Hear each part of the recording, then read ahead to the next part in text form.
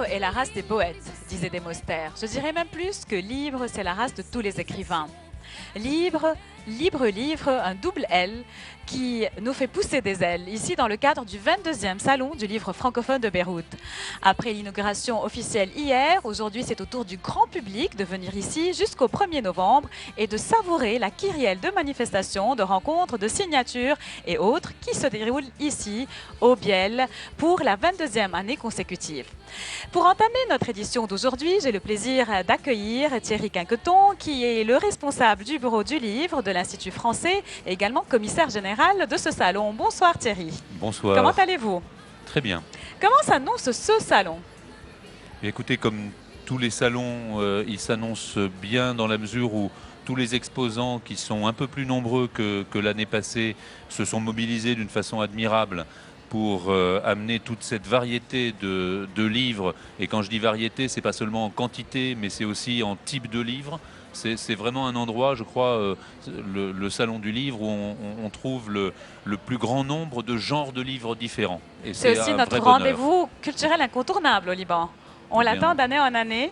Et cette année, pourquoi ce thème-là, libre-livre? Est-ce que ça a un sens particulier, la liberté à travers la littérature? La liberté, bien sûr, ça a un sens très important dans la littérature. Ça a un sens aussi dans la spécificité du livre par rapport aux autres médias. Alors, ce n'est pas du tout une attaque contre la télévision, ce qui serait malvenu auprès de nos amis de MTV ou d'autres médias. Mais le livre, il a une fonction, il est sur un nombre de participants plus limité.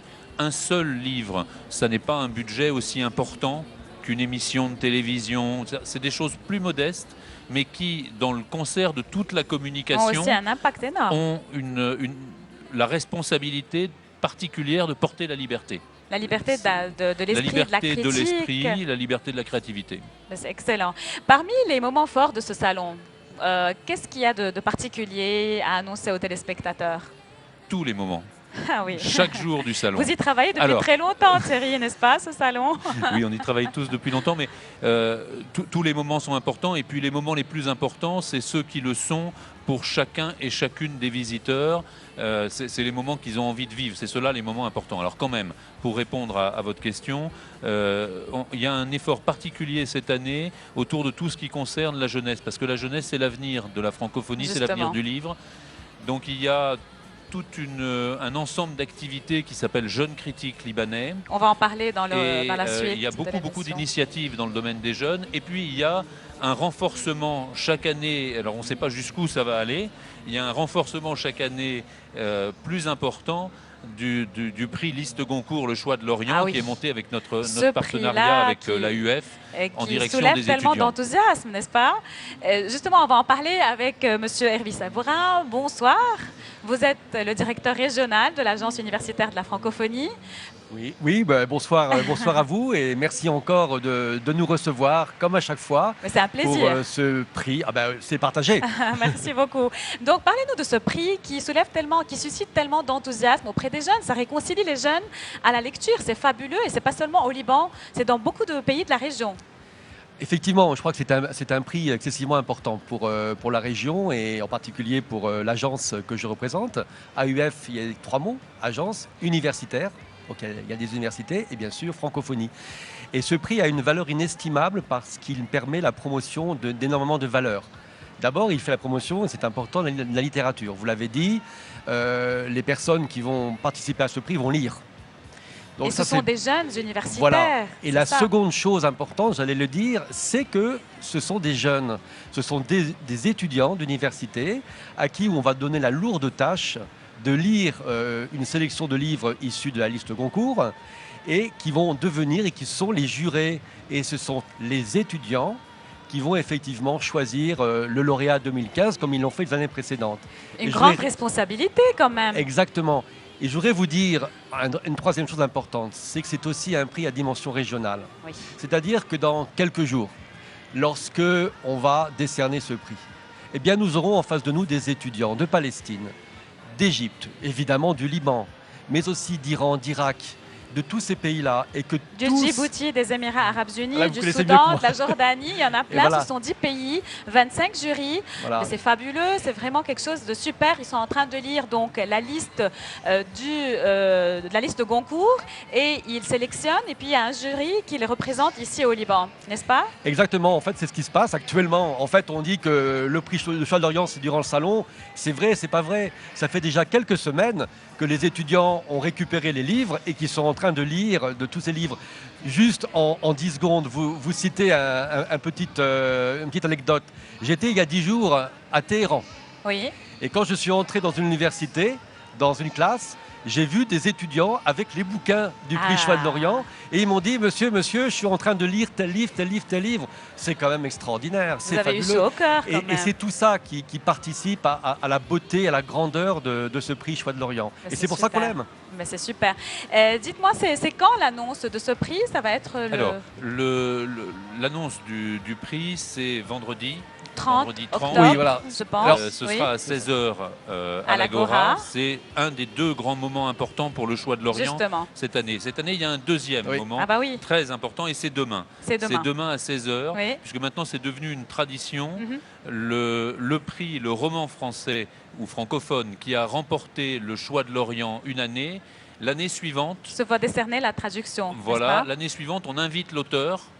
Donc l'an dernier, le Choix de l'Orient, Hervé, c'était Kamel Daoud. Kamel Daoud. Et donc on a invité Kamel Daoud cette année, qui va recevoir des mains de Racha El Amir, la directrice de la maison d'édition Dar Al-Jadid, qui va recevoir la traduction en arabe. En arabe de son livre Meursault contre enquête. Ah bah c'est Donc, fabuleux. c'est demain, 16h, sur l'Agora. Et on est très heureux de ce moment-là. Et je sais que Kamel Daoud, avec qui on était encore ce midi, est très ému de cette. Ah bah c'est de ce fabuleux. moment C'est une qui va première venir. cette année. Oui, si je peux juste rajouter quelque chose, que c'est vraiment important. Vous savez, la francophonie, puisqu'on en parle beaucoup, la francophonie, elle n'est jamais aussi forte que lorsqu'elle se nourrit de diversité, lorsqu'elle se nourrit de plusieurs langues, de plusieurs cultures. Et ce qui va se passer demain, c'est en quelque sorte une traduction de cette diversité. C'est-à-dire que Kamel Daoud, qui est algérien, qui a écrit un livre en langue française, demain va se voir remettre le Son même livre livre en en langue arabe. arabe. Quel C'est quel super. beau symbole de Une cette traduction, communion mais c'est ça. entre l'arabe et le français. Et c'est comme ça que la francophonie est forte. Ah ben C'est c'est en étant super. à côté de l'arabe et de toutes les autres langues. Donc j'invite tous les téléspectateurs donc de venir demain pour assister à cet échange-là, n'est-ce pas? Très émouvant, je pense, aussi bien pour l'auteur que pour vous-même qui êtes en train d'organiser ce Choix de l'Orient. C'est la 4e année consécutive, n'est-ce pas? Exactement, c'est la 4e année. Alors ce qu'il faut aussi remarquer, c'est que d'année en année, le nombre de participants, d'universités participantes et de pays participants augmente. Nous étions à 9 pays l'an dernier, nous passons cette fois-ci à 10. Et vous vous rendez compte, 10 pays de la région qui se réunissent Pour lire et en qui- français. et qui partagent un moment de lecture en commun. Moi, je trouve que c'est un symbole extraordinaire, surtout à une époque actuelle où on connaît les troubles qui existent. Voilà un vrai partage de dialogue interculturel. Quand Et la ça, je dis littérature bravo. rassemble, c'est super. Bravo Et à bravo vous. aux jeunes. Bravo aux jeunes. Donc, la jeunesse qui est réconciliée avec la littérature, c'est grâce donc à la liste Goncourt Choix de l'Orient. La proclamation du prix va se faire le vendredi 30. Demain, ne ratez pas, c'est à 16h, n'est-ce pas? À l'Agora 16h. également. La remise l'Agora. à Kamel Daoud, lauréat de 2015, la traduction de son ouvrage en arabe. En tout cas, on va avoir une belle entrevue le lundi avec Kamel Daoud que vous pourrez suivre sur la MTV. N'oubliez pas ces moments forts. Je vous remercie pour votre présence. Merci Merci beaucoup. à vous. Merci. On vous verra sûrement dans les couloirs du Salon du Livre francophone. On reste avec une petite pause publicitaire et on continue notre menu très appétissant pour cet après-midi. Au-delà du béton, de la fumée des usines, j'irai respirer l'air de la brise marine et me noyer dans les pins. Libre, je vous dis, libre comme vivre, vivre. Je vous dis, vivre comme ivre, vivre. Je vous dis, vivre en étant libre d'être ivre, en étant ivre d'être libre. Également parmi les incontournables du Salon du Livre de Beyrouth, le volet littérature jeunesse. Pour en parler avec nous, Blandine Yazbek. Bonsoir Blandine. Bonsoir. Vous êtes conseillère pédagogique de l'Institut français. à Parlez-nous fait. un peu plus de ce volet que vous avez intitulé cette année Jeunes critiques libanais. Alors voilà, le volet jeunesse, donc on lui a donné un nouvel intitulé cette année, justement parce qu'il prend de plus en plus d'ampleur et pour mettre en valeur ce volet jeunesse. Et comme le jeune public, c'est aussi un critique littéraire en puissance. Donc on a voulu donner cette nomination cette année au volet jeunesse. Et c'est la 7e année consécutive que vous organisez Jeunes Critiques Libanais. C'est un concours super intéressant cette fois qui fait participer les élèves, les tout petits dans les écoles, n'est-ce pas? Oui, c'est donc la 7e édition du prix Jeunes Critiques Libanais. Ce prix, il est constitué de 2 catégories. On a le choix des ados et le choix des enfants. Et il y a plus de 1000 élèves qui participent à ce prix Jeunes Critiques Libanais, issus de 32 écoles qui viennent de toutes les régions du Liban. Alors, le choix des ados, pour le choix des ados, ils vont choisir un roman et pour le choix des enfants, c'est un album. Et les enfants vont rencontrer durant le salon les auteurs qui ont écrit ce roman et cet album. C'est une sorte de book club entre les enfants et les auteurs qu'ils ont choisis. C'est super. Tout à fait. Et l'interaction, comment elle se passe, Blandine? Ils ont des étoiles dans les yeux, ces enfants qui lisent et puis qui voient la personne qui a écrit l'ouvrage devant eux. Tout à fait. Il y a une grande affection, une grande amitié entre les enfants qui sont impatients de rencontrer les auteurs et les auteurs aussi, ils vont en parler peut-être tout à l'heure et vous allez voir aussi, c'est une grande émotion pour eux de venir de France jusqu'au Liban pour rencontrer les jeunes Libanais qui les ont choisis.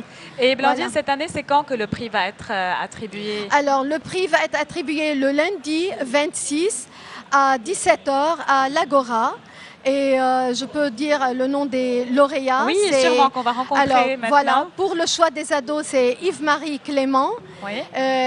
pour son livre Nature extrême.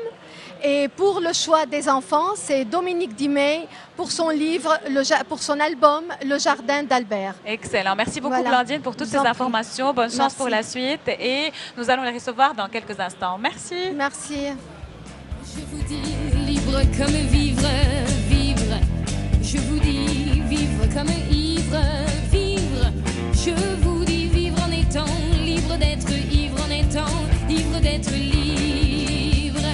Un jour à cheval au galop, je partirai plus loin que les monts, les océans, les forêts, bannir la civilisation à tout jamais.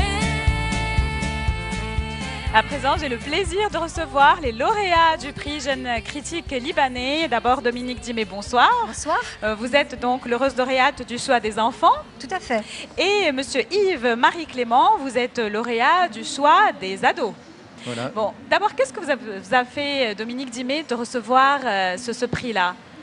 Écoutez, je trouve déjà que c'est important parce que ça veut dire qu'on écoute les enfants et qu'on entend leurs paroles. Moi, mon combat dans mon travail, c'est d'écouter les enfants et de pouvoir les laisser s'exprimer. Donc, je suis très honorée et la parole de l'enfant, pour moi, est très importante. Donc, ce prix, c'est directement les enfants qui l'ont Choisi, ça voilà. vient du cœur. Hein? Donc, quand je c'est suis- les enfants, c'est autre chose. Tout à fait. Super. Et monsieur Clément, vous êtes professeur et auteur, donc vous travaillez aussi avec les enfants en France, vous êtes enseignant. Parlez-nous un peu de votre parcours et de l'écrivain que vous êtes. Oui, c'est vrai que j'ai un parcours assez particulier puisque j'enseigne, j'ai eu des périodes où j'ai arrêté d'enseigner pour me consacrer entièrement à l'écriture.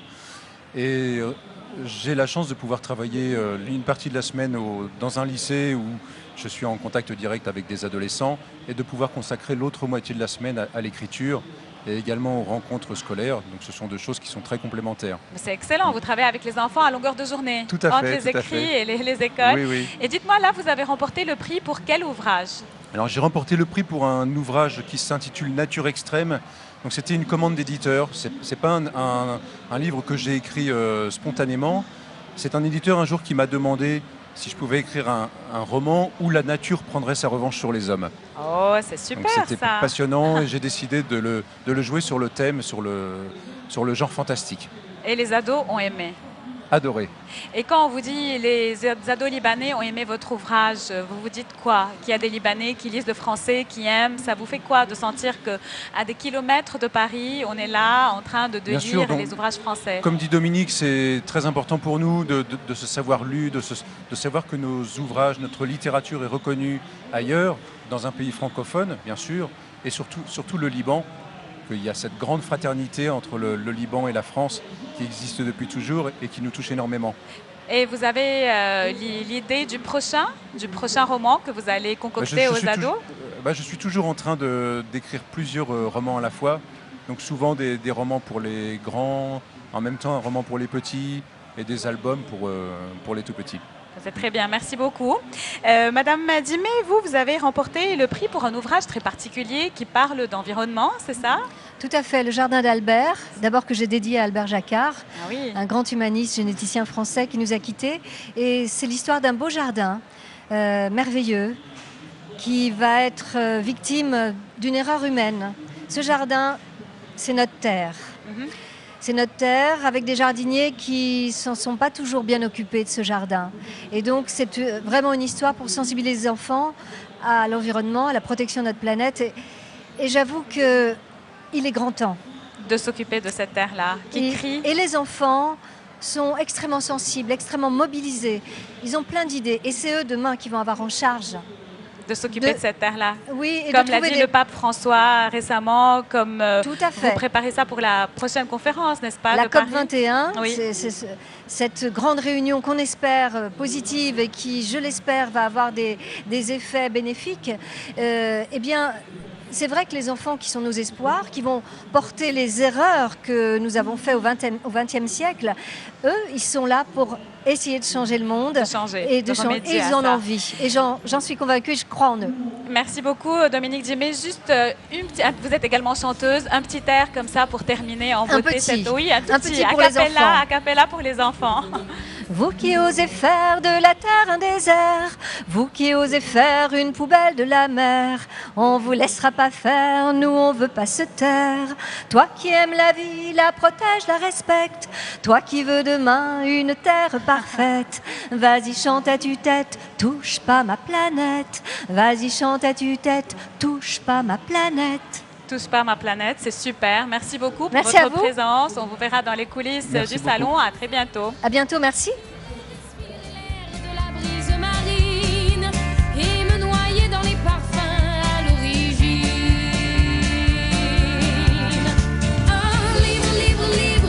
Je vous délivre comme vivre, vivre.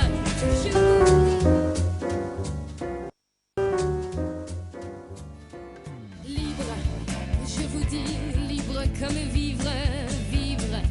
Je vous dis, vivre comme ivre, vivre. Je vous dis, vivre en étant libre d'être ivre, en étant ivre d'être libre. Un jour à cheval au galop, je partirai.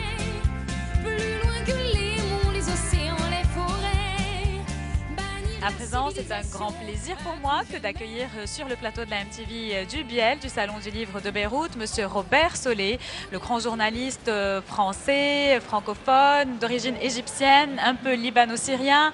Bonsoir, Monsieur Solé. Comment allez-vous? Bonsoir, ravi d'être là. Oui. On vous a très longtemps suivi dans le quotidien Le Monde, durant 40 ans presque? Plus. Plus de 40 ans. Ne le précisons pas. Et actuellement, vous vous dédiez à votre passion première qui est l'écriture. Voilà. Et vous avez sorti ce dernier roman fascinant qui s'appelle Hôtel Maharajan. Et parlez-nous un peu de ce roman d'abord. Mais écoutez, ce roman, comme son nom l'indique, c'est l'histoire d'un hôtel dans une petite ville imaginaire. Imaginaire, bon, ça pourrait être une petite Alexandrie si vous voulez. Mais bon, ce n'est pas situé, c'est un hôtel lui-même imaginaire. C'est l'histoire de cet hôtel, en fait. Un hôtel qui a été créé en 1909, au début de l'autre siècle, et qui va subir toutes les conséquences, si vous voulez, de tout ce qui se passe dans la région. Ah oui, parce que pauvre hôtel. Voilà.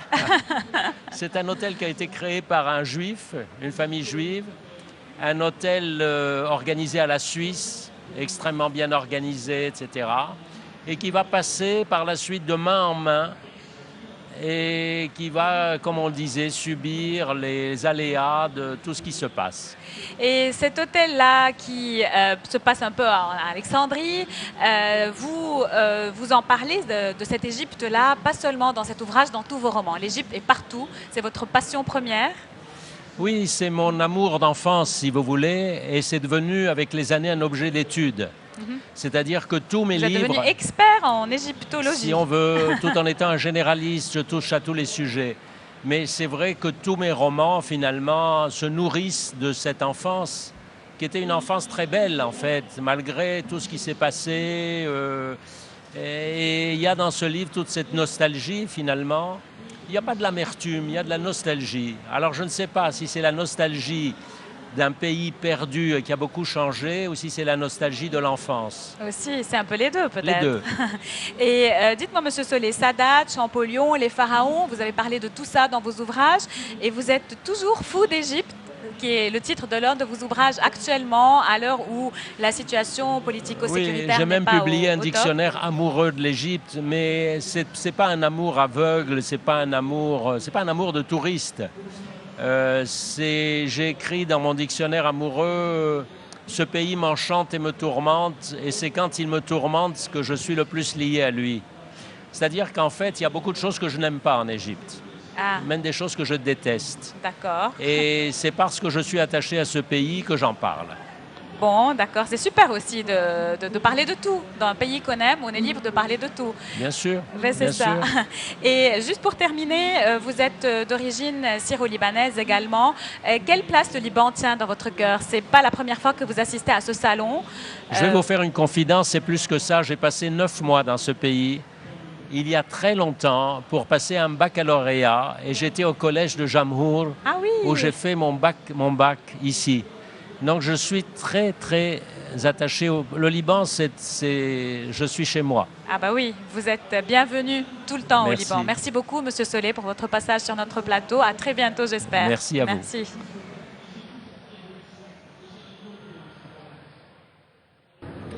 Demain, dimanche 25 octobre à 16h, un rendez-vous incontournable du Salon du Livre de Beyrouth, la Dictée Clairefontaine. Bonsoir Nada Chaoul, vous êtes l'actionnaire principal de Clairefontaine Liban. Parlez-nous un peu de ce rendez-vous que tout le monde attend chaque année, la Dictée. C'est quoi au juste et à quel public ça s'adresse? Alors c'est une dictée qui au départ a été créée par l'UFE. Et puis nous avons pris le relais en décidant d'être les partenaires, donc de la sponsoriser, et en partenariat aussi avec l'association Francophonia Liban et avec l'ambassade du Canada. Donc l'idée, c'est de renforcer la francophonie au Liban et d'être attentif à une bonne orthographe. Je crois que ça commence un petit peu à nous manquer. Donc vraiment, on table beaucoup sur la participation des grands et des petits, donc on prend en compte aussi l'âge. Et de nombreux lots attendent les participants, donc c'est un rendez-vous annuel et nous espérons que vous allez venir nombreux. Donc on vous attend demain ici au Biel, c'est dans la salle de conférence -1 que la dictée Clairefontaine aura lieu. Et puis après, il aura lieu l'annonce des participants, des gagnants, n'est-ce pas? Oui, tout à fait. Donc la dictée est à 16h et l'annonce des prix est à 18h au Biel même. Et à ce moment-là, il y a beaucoup de beaux lots, des bons d'achat, de la librairie à la Clairefontaine à Gemaizé, de l'ambassade du Canada, de l'UFE, de Francophonia. Donc venez nombreux. Ici, on mélange le plaisir à l'intellectuel, n'est-ce pas? Au côté intellectuel, dictée orthographe. Et en fait, Nada Chaoul, vous êtes enseignante universitaire, vous êtes actionnaire principal de Clairefontaine Liban. J'ai entendu dire que Clairefontaine a quelque chose de très spécial cette année, très écologique. C'est quoi?